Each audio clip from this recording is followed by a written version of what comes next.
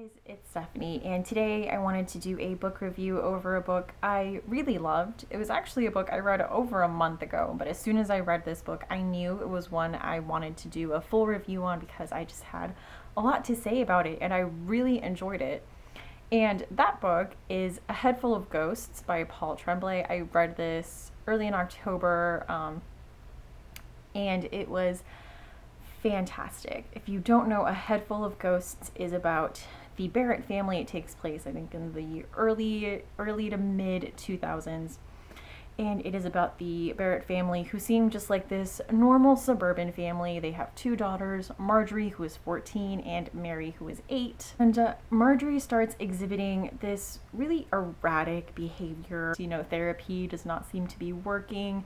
So it seems that Mr. Barrett is trying to convince them to take on maybe a more religious approach, basically in the form of an exorcism. And the Barretts, unfortunately, because of the time, find themselves a bit strapped for cash. And it just so happens that they get offered this lucrative deal to televise Marjorie's exorcism as a reality show miniseries. And so they accept fairly reluctantly, her behavior, and the exorcism does get televised. Now, what was interesting about that novel, that premise is interesting enough, but what was interesting about the novel was the way it was told.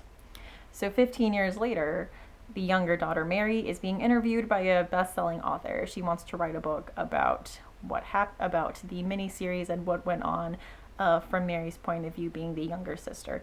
Mary kind of makes this disclaimer with the author, telling her basically that I can't guarantee you what my memories are because, she has seen the show, she has read articles about the show, and memory is a pretty malleable thing. And so I just thought that was really interesting that she is letting us know that she is an unreliable narrator right up front. As the reader, you see the conversations between Mary and the author, and then it goes straight into her recollection of the events as they happened. And then another voice that we get sporadically throughout the novel is in the form of a blog. And that blog is called The Last Final Girl.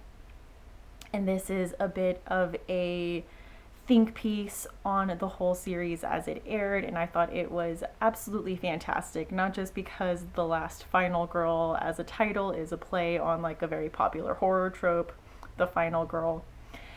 It's because it's just so relevant now, I think, in the day and age of television discussion culture and recaps, especially with such a high demand for nostalgia and going back and analyzing things that you used to love as a kid. So in this case, the author really enjoyed that show when it came out. She's a big horror buff, so she is going back and watching that and really doing an in-depth analysis of it. And it plays really well against Mary's recollections because you get Mary's recollections and then this blog kind of provides the other side. So Mary is explaining these strange behaviors and telling us what the show is showing, and then this blog is kind of giving a more of a scientific or rational explanation for these behaviors, so you get both sides of it. It is very open-ended, and I just really enjoyed the whole way that this story was told. I thought Paul Tremblay did a fantastic job of laying this all out. I think people have been disappointed reading this book because it is marketed as a horror novel, though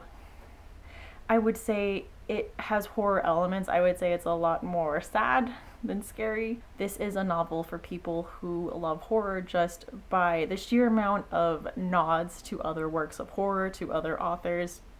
The whole story in itself is a huge nod to Shirley Jackson's We Have Always Lived in the Castle, and that should be clear by the fact that the main character, Mary, is spelled Merry, just like the character in We Have Always Lived in the Castle. So this was just such a great book. I thought it covered so many things, like I mentioned, with nostalgia and discussion culture, also reality television and exploitative reality television, and the role that the viewer plays in that exploitation. It equally demonstrates this story with both sides of it. And I think it is more interesting because A Head Full of Ghosts just got a movie deal.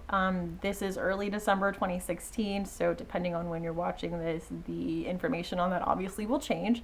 But as of now, I checked IMDb and it is in development and it should be coming out in 2018. I am really curious to see how all of those themes translate to the big screen. I think especially with the blog, I think being an important part of this to see if they're going to keep that in there and do it as a voiceover or how that's going to translate. I think it would be really interesting to see how they do the reality show part of it.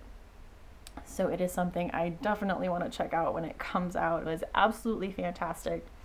I think if you read a lot of horror novels, you should definitely check this out, but be prepared to go into it, I guess, not expecting a straight up horror novel, but something a little different with horror elements. Anyway, I loved this book. I think you should definitely read it and check out some Paul Tremblay. I know I'm going to after this.